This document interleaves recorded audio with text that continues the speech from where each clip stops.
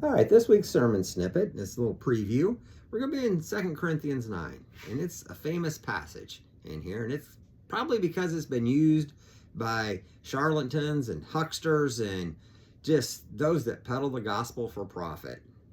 And it starts out in verse 6, says, the point of this is, whoever sows sparingly will also reap sparingly, and whoever sows bountifully will also reap bountifully. Each one must give as he has decided in his heart, not reluctantly, not under compulsion, for God loves a cheerful giver. You see, they kind of leave out that part about the reluctantly and the under compulsion part. I mean, to manipulate somebody out of their money is, well, you're a con artist. You're not selling the gospel. You're not a peddler of the gospel.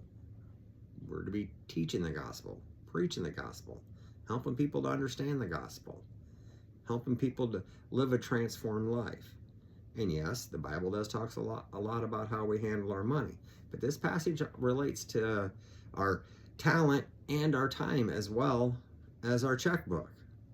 You see, if you're at a place where it's all about, hey, we need this, there's another fundraiser, there's another drive, there's another whatever, hey, we got to do this expansion, we got to do this, we got to do that. It might be a good idea to start looking somewhere else. You see, because the gospel is a whole lot more than your money. The gospel is about your heart. And that's why it says the Lord loves a cheerful giver. We should be looking forward to helping those out. We should have a joy about us, a cheerfulness. And it's not something that we can overlook. You see, because if you're stingy, you're going to be hateful when it comes to giving. And that means giving of all things, that time, that talent, that treasure. Here's a real good test for you. Let's say your spouse calls you from the kitchen. You're in the living room, they're in the kitchen. They say, hey, honey, can you? What is your first response?